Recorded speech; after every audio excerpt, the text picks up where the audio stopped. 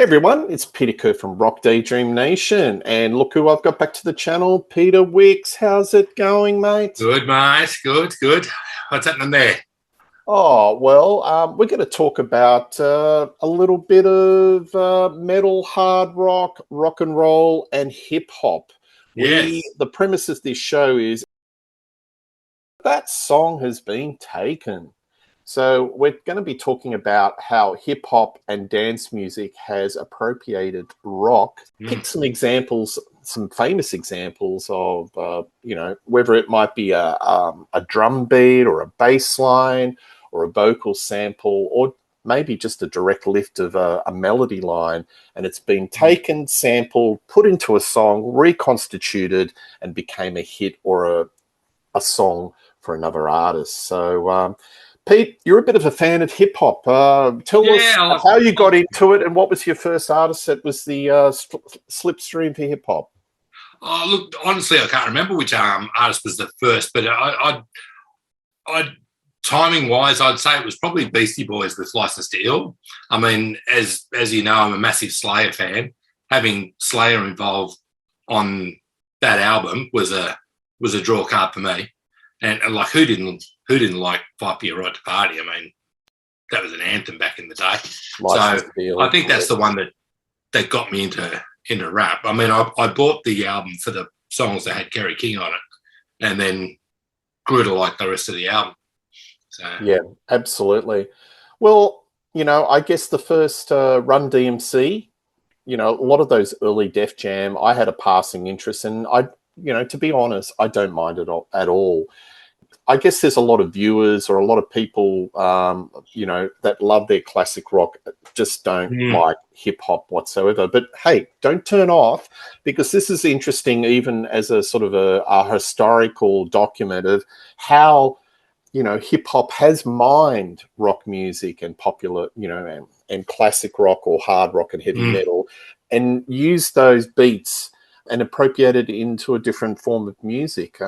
What we'll do is we'll play the hip-hop song or the dance track, and then straight after we'll show the sample of the rock song. Where it came from. And we can take it from there. So why don't we start with this one? The first one that you've picked is Public Enemy, She Watch Channel Zero, and that's off the album It Takes a Nation of Millions. Takes a Nation of Millions to Hold Us Back. Yep, absolute classic album. And this samples Angel of Death, Slayer off Rain and Blood. Now, the connection here is they were on the Def Jam label and both produced by Rick Rubin. Well, I don't think this album was produced by Rick Rubin. Obviously, the Slayer one was, but there was obviously a connection there. And the reason I picked this one is because Angel of Death is not a song that would leap to mind when you're thinking of a handy sample. It's something that you wouldn't normally sample, and I think the way they've done it is just brilliant. Like they're really, really good with their samples, and a lot of them are very hard to pick. Yeah. Do you see any reason why Public Enemy would have included Slayer and this particular sample? Have you got any theory in your head of why is it a very aggressive song? Was the theme that they wanted to get that real ballsy metal thrash sound into the song? I think that was it. Yeah, it was just the part of Angel of Death they've used is a great loop. It's a fantastic loop to use, and I think there's probably an element of showing off, really, in it. Yeah. Hey, look what we can do. This is the part where Dave Lombardo's drumming kind of slows down a little bit, and it's a very sort of metronomic, because his drumming on this album is completely off the charts, isn't it? It's like breaks speed records. It's just it's a speed metal masterclass. But this part of the song, it kind of slows down, and I think that they put this sort of loop it gives a little bit of aggression, a little bit of oomph. Yeah. So why don't we listen to it, and we'll stop yapping and let's just play it. You're blind, baby. You're blind from the facts on who you are because you're watching that garbage. But this is She Watched Channel Zero, Public Enemy.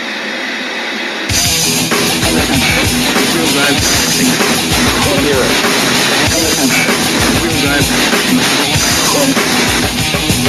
A woman makes the men all pause, and if you got a woman, she might make you forget yours. There's a five-letter word to describe her character, but her brain's been washed by an actor. And now here's Angel of Death. Wow.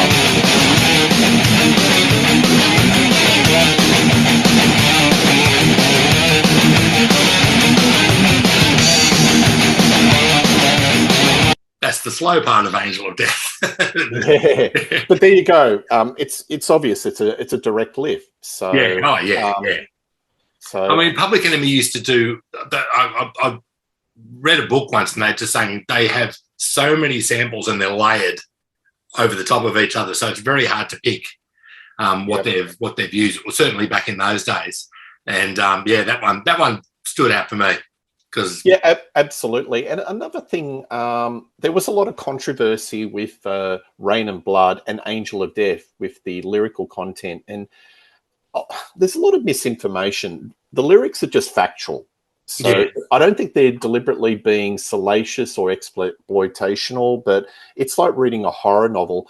But you read the interviews of the day, and a lot of the stable of artists like LL Cool J's, etc., that were on the Def Jam label didn't feel quite comfortable about Slayer being on that label and the lyrical content or that album. So it's quite interesting that Public Enemy had lifted.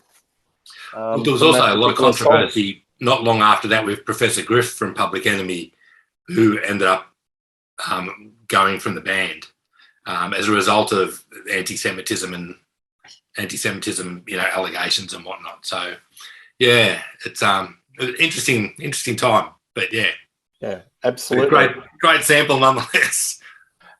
Okay, well, we'll go to the next one, and this is a bit more very commercial. And Tone Loc was the bee's knees for a very short period. He had a #1 album, #1 hit with Wild Thing. But the song that I'm going to choose is Wild Thing. Now, it samples a bit of the drum pattern from the opening of Jamie's Crying, Van Halen. So why don't we play this and see if you can hear the connection. Let's do it.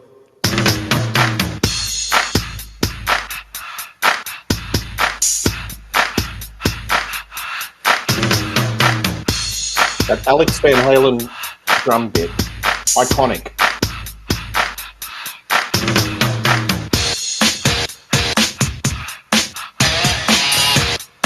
Then Van Halen, Jamie's Crying.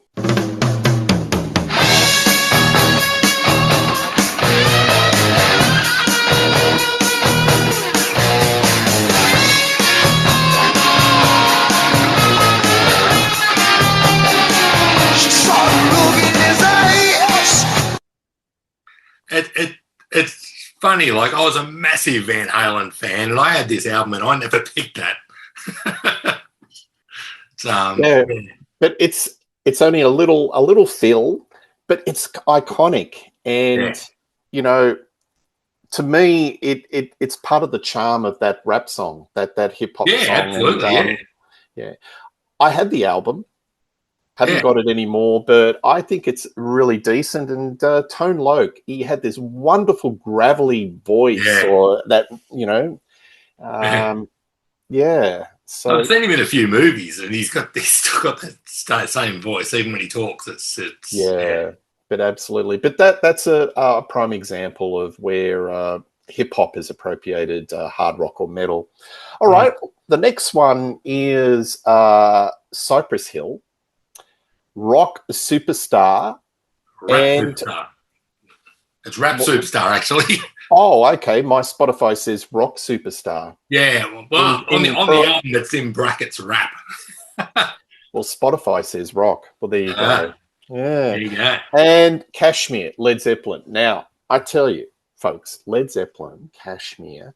Led Zeppelin has been one of the most pilfered bands in the history of hip-hop. So whether it's John Bonham's drumming, whether it's a guitar line, left, right, and center. And Kashmir has been sort of stolen.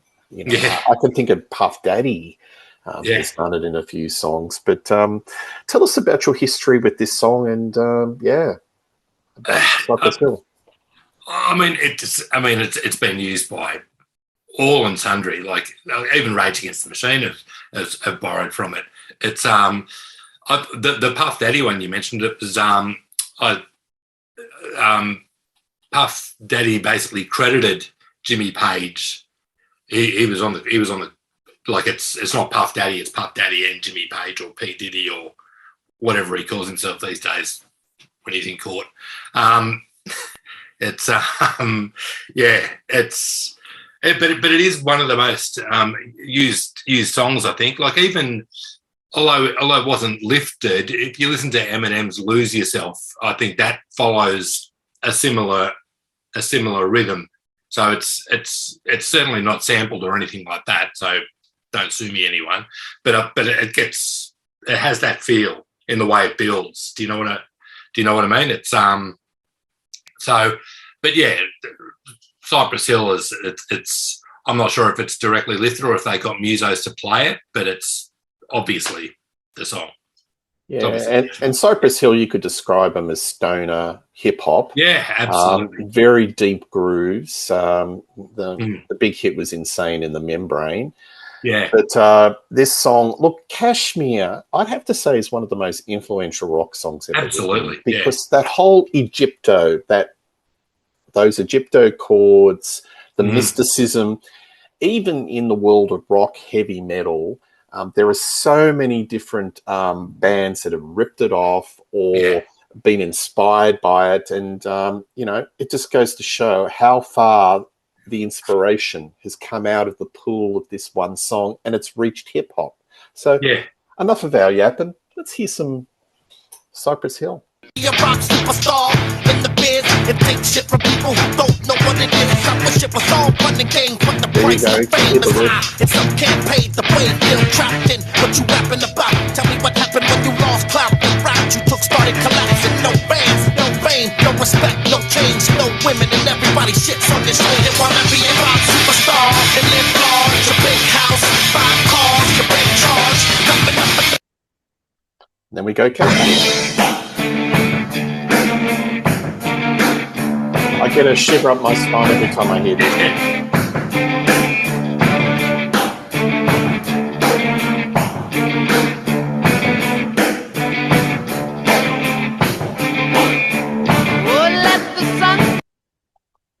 Wow. I mean, the way it builds, it's just phenomenal. Yeah. That's one of Zeppelin. I mean, I think that's top 5 Zeppelin. It's just so magnificent. And when you create a great bit of rock art, people are going to look. That Cypress Hill, that's got a real heavy rock groove, isn't it? That absolutely, crashes it. Yeah, it's. Listening to it again. Then I don't think it's a sample. I think they've actually had a musician play it. The way they have the extra feedback kicking in as the tension builds is just brilliant. But of course, Be Real from Cypress Hill ended up with Rage Against the Machine and Chuck D in Prophets of Rage, who were like a rap metal crossover band. So it's basically Rage Against the Machine with a couple of rappers that weren't Zach De La Roca. Yeah. It's well, that's an excellent pick. And fantastic. Remember a little dance act called KLF? Oh, 3 a.m. Eternal. Legends. Yes. One of the hugest acts in the dance scene, and they did these really sort of pop-tastic. They were kind of a crossover band. They were trance, they were dance music, house, whatnot, but they definitely sold by the bucket load and were high in the charts, probably more in the UK and Australia than the US. Probably in the dance scene, they're quite well known in America. But this one is an interesting one. It's called What Time Is Love? Or it's America, What Time Is Love? And it features the legendary voice of rock, Glenn Hughes. So he sings the vocal bit What Time Is Love? And this was kind of a resurrection of his career. He was going through a lot of substance abuse. He was like on Skid Row. You know, he sang on this track. It went to number 4 in the UK charts, and he said it actually turned his life around. Now, this song samples. Now, you've got to listen very carefully because it is kind of buried. Ace of Spades, Motorhead, and it also samples, and you probably won't hear it in this little excerpt, Aquarius, the musical Hair. So they are a really interesting band because they do these unusual samples, but boy, over the backbeats and the drum beats, it works. So this is a very bombastic song, and it reminds me a lot of the Trevor Horn work of Frankie Goes to Hollywood. Remember when you know, Two Tribes, and it was this wall of sound where they probably recorded it on 32-bit tracking, and you know, nothing was missed. It's just the wall of sound. So why don't we listen to this one? Are you familiar with this song, KLF? Yeah, I've got a couple of their albums. So yeah, it's there was the White Room, which was their big one. But they also borrowed Tammy Wynette for one of their songs. Justified and Ancient. That was a top 5 hit over here. That was a huge hit. And again, that sort of, to a lot of the younger folks, this resurrected Tammy Wynette's career. Yes, and absolutely. To a whole new audience. So wonderful song. So without further ado, why don't we give this a wrap?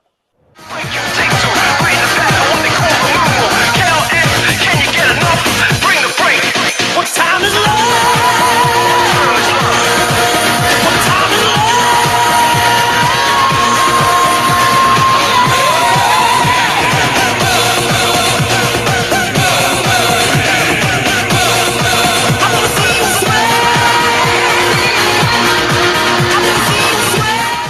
All right, so Ace of Spades. if you like to gamble, I tell you how you land. You win some, lose some, they do the same to me.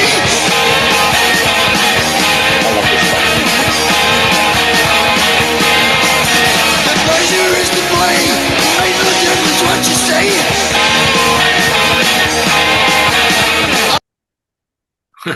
What can you say? Yeah, it's a bit of a, it's buried. Yes, but the Motorhead, they have appropriated a sample out of Ace of Spades. So out of all that wall of sound in KLF, it's there. Well, he was good. Bill Drummond from KLF, he was good mates with a guy called Mark Manning. They even wrote a few books together, which if you ever get your chance to get your hands on it, get them. They are hysterically funny and quite out there. But yeah, Mark Manning was from a band called Zodiac Mind Warp. I don't know if you remember them, and they were they followed along the lines of Motorhead. So it doesn't surprise me that there'd be a bit of influence there in that regards. But yeah, I hadn't picked that, that's for sure. Well, that's what the show's all about. Maybe a few little bits that people weren't aware of. But Ace of Spades, what a classic song. And that's the Motorhead signature song. I hear it on commercials, see the T-shirts, and it just, Lemmy lives on. But I never, ever get sick of listening to that song. Nah. Absolutely. All right, next one. I'm going to do a bit of Beastie Boys. What about that? Beastie Boys, one of Pete's favourite. Do you still listen to them, mate? I love them. Absolutely. Yeah, they're absolute gold. Ill Communication, Hello Nasty, they're just awesome albums. Favourite album? Do you like Paul's Boutique? I like that. I do like Paul's Boutique. It's Check Your Head. Yeah. Check Your Head was when they started turning it, and that run of 3 albums there was fantastic. Check Your Head, Ill Communication, and absolutely. They're a bit cheeky because they kind of used to diss rock. You know, rock was of the dinosaurs, but at the same time they appropriated rock. And this one, Rhyming and Stealing, they appropriate When the Levee Breaks. Now, this is another song where the drum beats of John Bonham have been stolen. I I think if you had to have a competition as to who's the most appropriated player in rock from into hip hop, it'd either be John Bonham or James Brown. Yeah, and James Brown appears in a lot. So yeah, and I think the reason why John Bonham was appropriated so much because his drumming had swing. You know, you had that real distinctive kick drum sound with the snare, and it kind of clicked into a lot of the in lockstep with a lot of the rhymes that were coming out in hip hop. It was just, I just think it was just sort of made because it had that groove, didn't it?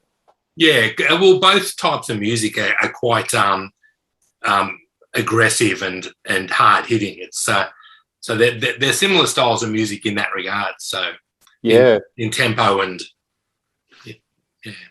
All right, well, without further, let's hit the play button, mate. Let's go for it. There you go. You can't miss it, can you, Pete?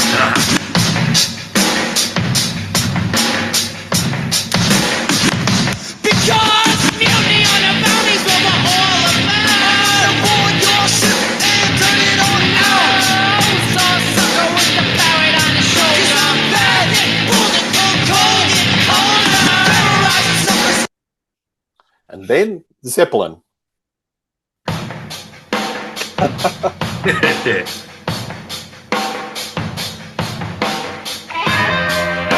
This is my favourite track on the album, Pete. Yeah. On number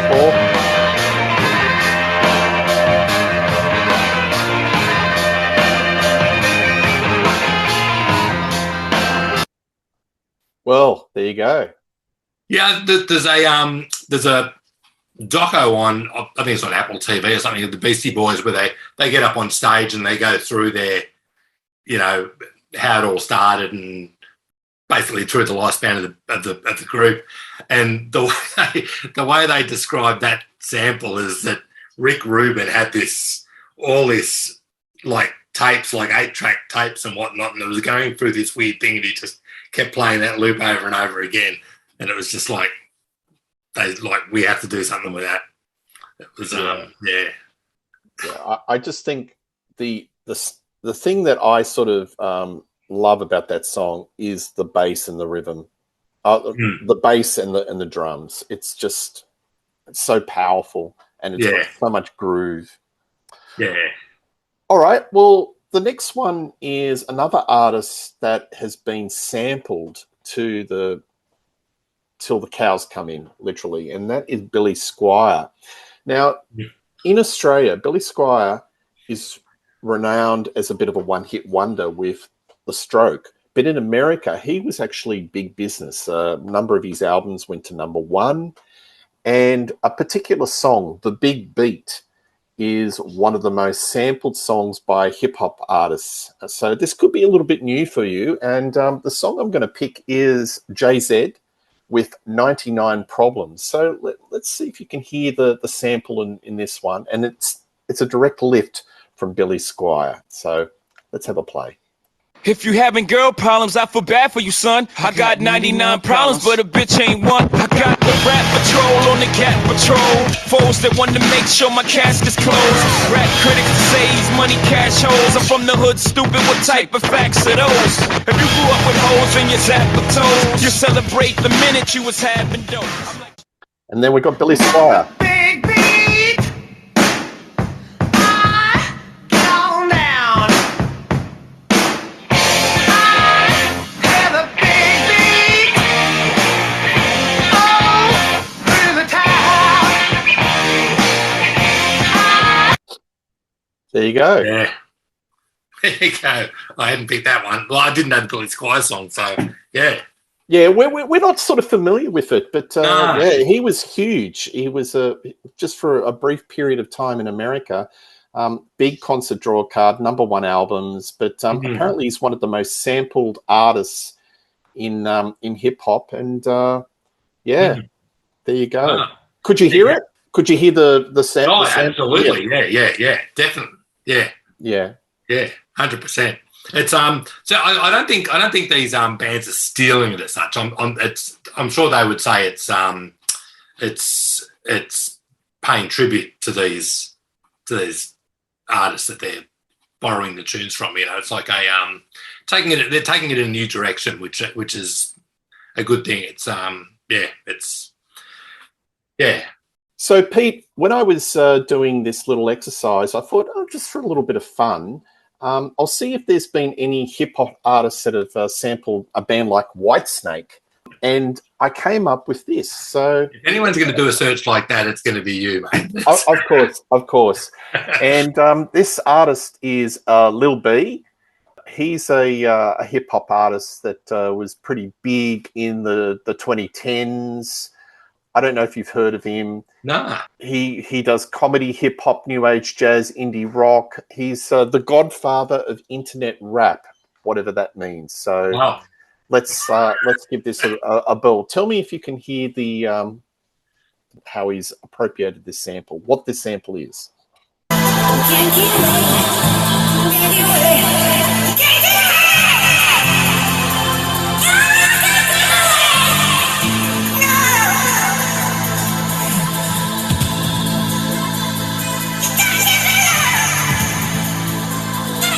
Bass world for life. Been through the fire, been through the rain. Took 10 steps, I'm still feeling all the pain. My nose still little bars, Lil B the realest ever. Yeah, Bass Guy Valley. This is Bass Guy Valley. And then I'm gonna get away.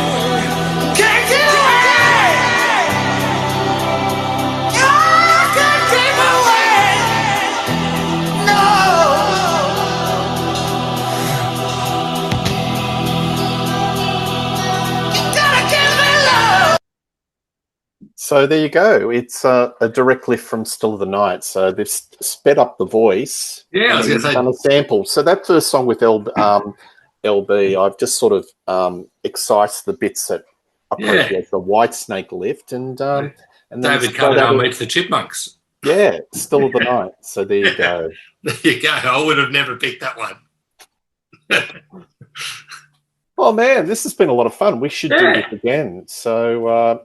Excuse me, sir, that song has been taken. So just goes to show that rock is appropriated for many different sort of sources of genres, isn't it? So whether it's a bass line, it could be a drum, could be a vocal, or could be a guitar line. It's all part of music, isn't it? Yeah, it makes the songs live on in an entirely new way. It's I think it's fantastic what they can do with it.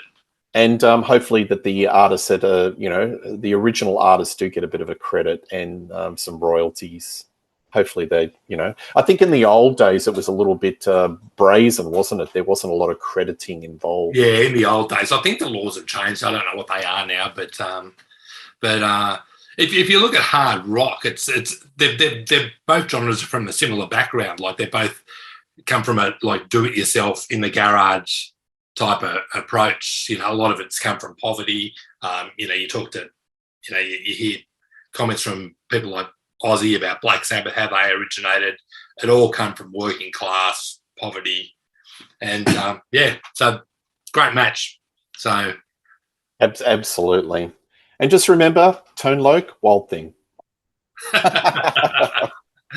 You can see Pete on Rock Daydream Nation. We're doing plenty of shows, things in the bag that will be coming out in 2026 and beyond. And check out Pete's website on Bicyclelegs. I'll put the link below. Thanks for that, Pete. No worries at all, mate. Folks, tell us, give us some other ideas. What other songs you have sampled rock, hard rock?